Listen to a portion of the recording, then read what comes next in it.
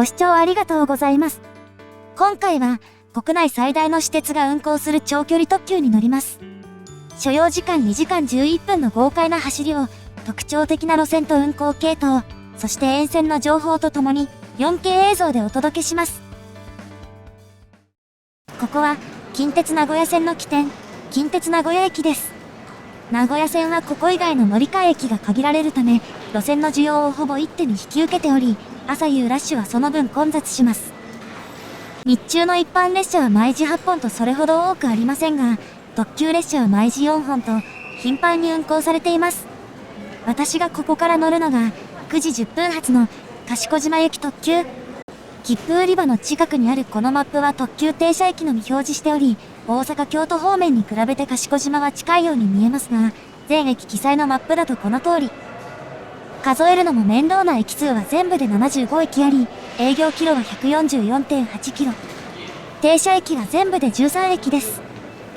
有人窓口もある切符売り場で特急券を買い、改札内に入ります。4面5線のこの駅ですが、外から入る改札口は横にずれており、ターミナル駅によくある投炭式と呼ばれる構造ではありません。そして種別でホームが分けられ、一般列車が1から3番線を使うのに対し、特急は正面にある4、5番線を発着します。5番線に止まっているのは、当駅9時ちょうど発の特急ひのとり。名古屋と大阪を結ぶ、通称名阪特急の看板車両ですが、私が乗るのはこの次の列車です。各方面からの到着列車の多い時間帯、隣の4番線は到着専用で、ひのとりが出た後すぐに、私が乗る列車が到着です。これが、9時10分発の賢島行き特急、伊勢志摩ライナーです。これは列車の愛称ではなく、この車両、23000系の愛称です。近鉄おなじみのバシャンと響くブレーキ音を収めてから、車両に乗り込みます。6両編成のこの車両は、名古屋発着の列車では下り方先頭が6号車で、一番後ろが1号車です。1号車はデラックスカーで、通常は横4列に対して3列。そして隣の2号車はサロンカー。グループ向けの車両で、横3列の座席は最初から向かい合わせで固定され、テーブルもあるなど、複数人で楽しく利用できます。ただし私はボッチザロックでお金がないので、残り4両のうち1両に乗ります。車内はほぼ満席で、発車まで時間もないので、車両の紹介はまた後で。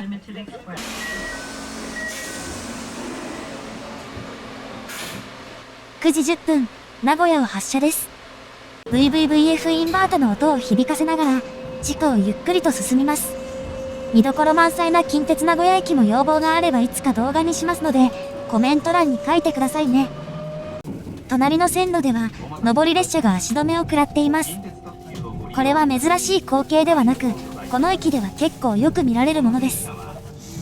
トンネル区間は名古屋駅のすぐそばだけで、間もなく地上に出ます。そして線路の向こうに、特急車両が並ぶ車庫が。ここは特急車両の整備と留置のための施設で、一般車両は基本的にやってきません。なお、このカットには映っていませんが、後ろには JR 東海の名古屋車両区もあり、見ていて飽きない場所です。その隣にあるのが、この列車最初の通過駅、米野駅。運行上は重要な駅ですが、普通列車しか止まりません。そしてここから線形が良くなり、列車は速度を上げていきます。この辺りで、この列車の概要をおさらいです。路線自体はずっと同じではなく、名古屋、山田、鳥羽、島の4路線をまたぎます。途中まで JR 関西本線が並走し、第3セクターの伊勢鉄道を挟むルートで途中の鳥羽までルートが被っています。あちらも快速三重を運行して対向していますが、ルートの中に単線非電化区間もあることから、本数や速度の面で不利であり、近鉄が圧倒的なシェアを誇っています。そしてこの列車は、名医特急と呼ばれる系統です。近鉄特急はその系統によって名称があり、先ほどのひのとりのような名阪特急、大阪と伊勢志摩を結ぶ阪医特急などと呼び分けられています。かつては大阪名古屋間を結ぶ名阪特急が絶対的エースでしたが、1964年の東海道新幹線の開業以降、新幹線の旅客を近鉄沿線の観光地に誘導する戦略に転換し、その他の系統が拡充されました。現在も名阪特急がエースなのは同じで、新型の火の鳥は基本的に名阪特急主体である一方、ネットワーク性にも重きが置かれています。これらの系統は相互の接続が配慮されており、例えば途中の伊勢中川駅では、名医と範囲が短時間で乗り換えできます。こうすることで疑似的に名阪特急を増やし、本数以上の利便性を確保できます。そしてこれは、同じ系統、あるいは路線上でも同じです。名阪範囲名医の3系統には、停車駅の少ない高特急と、比較的多いオツ特急があります。例えばこの列車が止まる、桑名四日市白子の各駅には、名阪高特急の火の鳥は基本的に止まりません。この場合、4駅目の通駅で乗り換えができ、系統間の乗り継ぎも含めて特急券が分割されても料金は投資で計算される、便利な制度付きです。一方これらの特急は、全席座席指定。お隣名鉄や南海とは違い、自由席車両を並結したものはなく、特急車両が料金不要列車に充当されることもないなど、一般列車とは扱いが分けられています。なお、車内での特急券の発券や座席変更はできません。高架橋を爆走します。近鉄名古屋線は基本的に線形が良く、9時台になると毎時12本程度に減り、ダイヤも特急優先のため、一部区間を除けばガンガン高速走行します。一方この後ろには、JR 関西本線の線路があります。単線の線路に貨物列車も走るため線路容量に余裕がなく、列車本数は毎時4本程度と少なめです。最初の急行停車駅、蟹江を通過。そして次の富吉駅の手前には、線内有数の規模を誇る富吉車庫があり、こちらには一般車両も留め置かれています。そして起点から8駅目のこの富吉駅、日中毎時3本の普通列車のうち、2本がこの駅止まりでもあります。ただしこの駅には急行は止まらず、この列車も止まりません。2駅隣の弥富では名鉄と JR に乗り換えができ、一定の利用者がありますが、特急は全通過。この思い切りの良さも、近鉄特急の強さの源泉です。そして線路が高さを上げ、何かありそうな高架橋の残骸を過ぎた後で関西本線と並んで突撃するのが、この辺りを流れる三大河川の一つ、木曽川です。この木曽川橋梁は長さ 860.7 メートル、近鉄で2番目に長い橋梁です。今の橋梁は2代目で、初代は1928年に国鉄から払い下げられたもの。関西本線の橋梁の奥、北側にありました。老朽化していた上単線だったこと、そして当時基幹が凶器で、将来の標準機化に備えるために架け替えが計画されました。59年の架け替え当日の夜に伊勢湾台風が上陸、橋梁自体は無事でしたが、名古屋線は大きな被害を受けました。名古屋線は復旧と合わせて標準機化されることになり、この橋梁は復旧の完了とともに供用されています。先ほどの高架橋の残骸は旧橋へ向かうためのアプローチであり、下り方には土手の一部が残っています。なお、この川の途中で列車は愛知県から三重県に入ります。そして一駅を通過、木曽川を渡って2キロ足らずのところで、次の橋梁を渡ります。ここで渡るのが、2番目の川、長良川。1928年に国鉄から払い下げられたのは同じですが、初代の橋梁はこの背後にありました。今も橋脚の土台が残っており、名古屋側には古い橋台があります。こちらは橋梁が少し早かったため、伊勢湾台風の襲来前に1週間ほど凶器で運用されています。少しだけ陸地を挟んで渡るのが、第3の川、揖斐川。2つをまとめて渡るこの橋梁は、長さ 987.2 メートルで、近鉄最長です。ここでは長良川と揖斐川が並んでいますが、この奥、上流側では木曽川と長良川が並ぶ場所があり、平野部を大胆に川が流れます。列車は速度を落として左カーブに入ります。路線自体が向きを変えるのもありますが、多くの川を最短距離で渡るために線路を川と直角に構える必要があったことから、ここにカーブができたというわけです。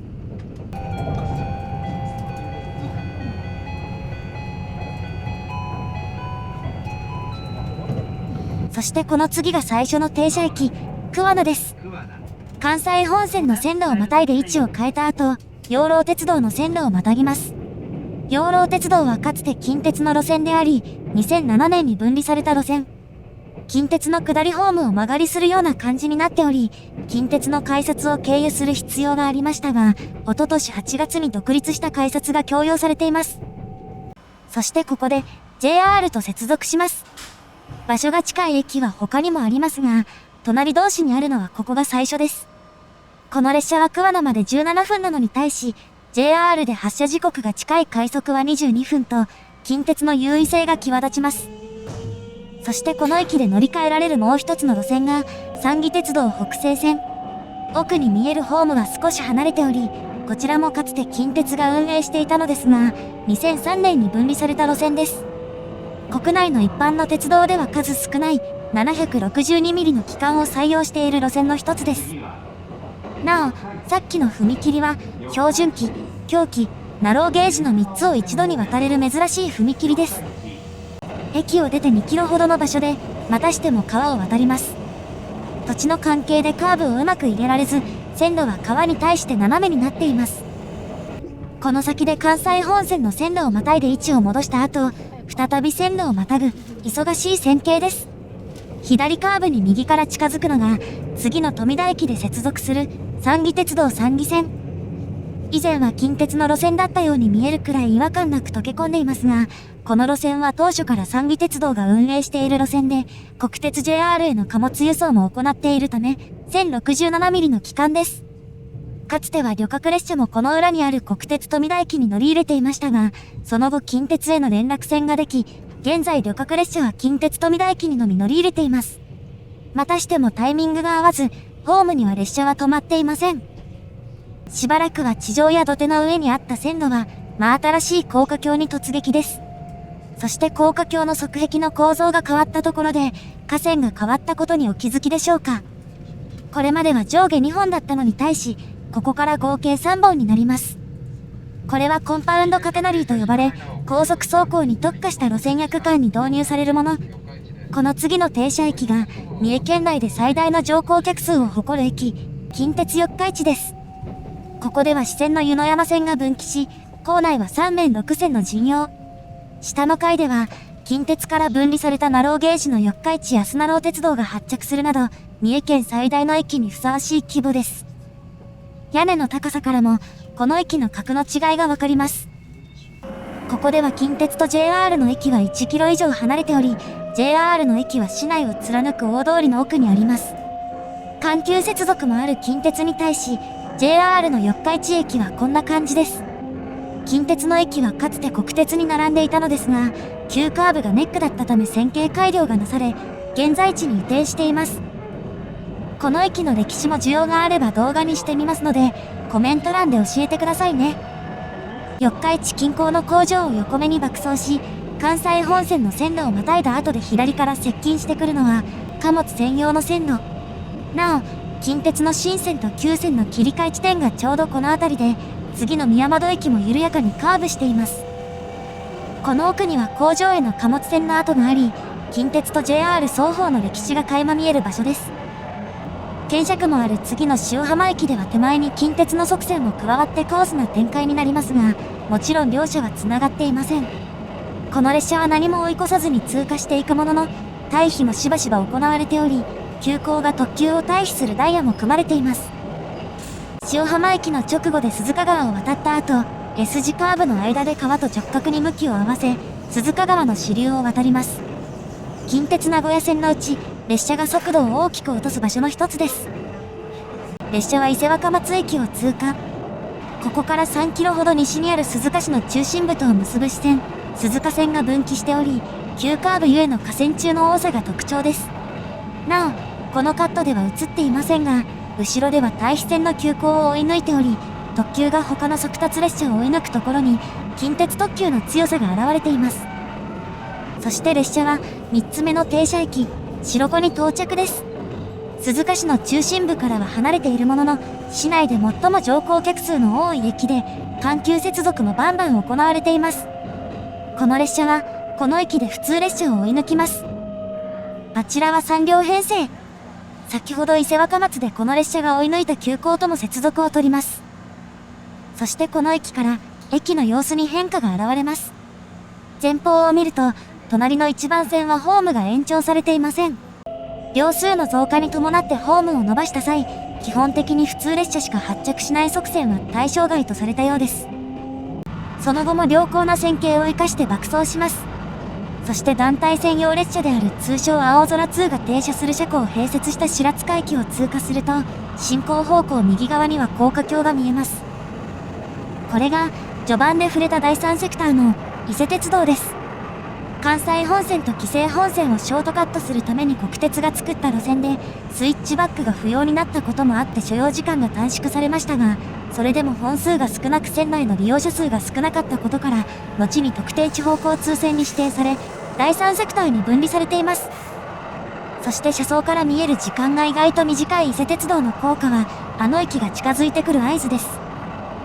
JR の高架をしつこいくらいに乗り越えてゆっくりと入るのが、三重県有数の駅、津駅です。なお、序盤の関西本線に代わり、ここからは紀勢本線と並行します。側線を備えた JR に対し、近鉄は一面二線のシンプルな構造ですが、この駅は近鉄有数の拠点駅の一つ。特急ひのとりを含むほぼ全ての列車が停車し、列車によっては名誉乙特急の数分後に名阪高特急が発車するダイヤで、桑名四日市白子からの乗り継ぎができます。重要な駅であるものの、上下線とも1本しかないので、停車時間は1分。ひらがな1文字のインパクトある駅名表を何とか画角に収め、先へ進みます。序盤で並行していた関西本線の区間は電化されていますが、紀勢本線のうちこの先で並行する区間は非電化です。そして構造が単純な津駅に代わって列車が折り返すのが、次の津新町駅。一面二線のホームの横に折り返し列車用のホームがあり、当駅折り返しの普通が日中毎時2本運行されています。そしてここから下り方では、日中の一般列車は毎時3本の急行のみとなります。普通列車がなくなり速達列車が各駅に止まるという輸送量の変化が明確になるのが、近鉄名古屋から39駅目、68.8 キロ離れた津新町駅なのです。津駅を出て10分弱、速度をゆっくりと落としながら、雲津川を渡ります。そして伏線の空に横に、線路が1本増えます。この線路の名称は、中川短絡線。名古屋線と奥に伸びる大阪線を結ぶ単線の線路で、これら3線でデルタ線を構成しています。1961年3月に供用が始まった線路で、それまで名阪特急は次の伊勢中川駅で方向転換する必要がありました。当初は高特急限定の線路で、63年3月には乙特急もこの短絡線を使用するようになりました。計画段階ではより北側に長さ 4.7 キロの線路を作る予定だったようですが、用地買収が難しく、また長い橋梁が必要なことから、線路が長さ450メートルで済む現在の位置に落ち着きました。その後治水対策の関係で10年前に線路がかさ上げされ、この時に曲線半径も160メートルから200メートルに緩和されています。中川短絡線によって特急の座席の向きを変える必要がなくなり、サービス向上が図られました。そして短絡線が視界から消え、線路が増え始めた先にあるのが、伊勢中川駅。名古屋線と大阪線が合流してここから先の山田線へつながる場所であり、この駅折り返しの列車も多く設定されています。構造上は5面6線で、一番奥にある6番線が単式ホーム。1号6番線以外は、線路の両側にホームがあります。そして隣の4番線に停車しているのが、当駅10時9分着、10時10分発の大阪難波行きの阪乙特急です。こちらは6両なのに対し向こうは4両で、需要に応じて細かく両数を変える近鉄特急の特徴が現れています。私が乗っている列車も同じく10時9分着の10時10分発で、タイムロスのないスピーディーな対面乗り換えができます。ホームが線路を挟むこの構造は、かつて標準機の大阪線に対して名古屋線が凶器だった頃、この駅で必須だった乗り換えを便利にするのが目的ですが、名医特急と阪医特急の対面乗り換えという用途で、今でも便利に活用されています。一方3系統でデルタ線を構成し、特急車両の編成の向きを名阪特急に合わせているため、伊勢中川駅から南の区間では、名医特急と阪医特急で向きが逆になります。名医特急であるこの列車は下り先頭が6号車ですが、阪医特急では下り先頭が1号車のため、注意が必要です。そして編成の向きがごちゃごちゃにならないよう、名医特急と阪医特急の運用は区別され、終着駅では同じ系統の列車として折り返します。そして先ほどしれっと触れたこの列車の発車時刻は10時10分。そう、2時間11分の所要時間のうち、まだ半分にもなっていないのです。ここまでに負けず劣らず見どころ満載の沿線風景と路線の歴史、この列車の後ろに忍び寄る近鉄特急の本領と、乗客多すぎでご紹介できなかった車内の様子は、後編に続くかもしれません。ご視聴ありがとうございました。